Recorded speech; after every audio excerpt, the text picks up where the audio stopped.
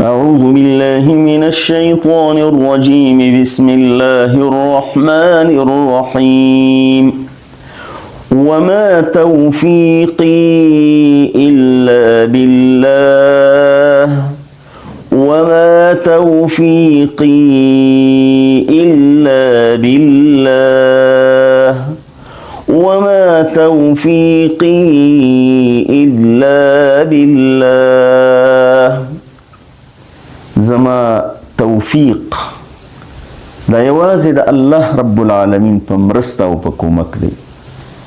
انسان تل باید په پام کې ولري چې د هر وړوکي او غټ کار د کولو توفیق او د سرته رسولو توفیق چې هغې ته حاصل دی یوازې او یوازې د الله رب العالمین په مرسته باندې دی.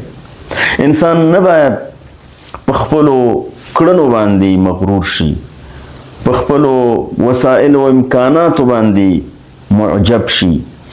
تل باید په پام کې ولري چې کوم توفیق هغه ته حاصل دی د یو ښې چارې سرته رسولو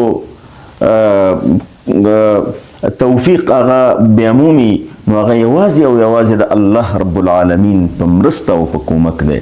د هر مؤمن دا شعار دی چې وما توفیقی الا بالله، نو په همدې وجه علیه توکلت و الیه انیب، په هغې مې توکل دی، په هغې مې اعتماد دی او د هغې لورې ته رجوع کوم او تل د هغې مرسته او د هغې کومک او د هغې د کومک غوښتونکی یم.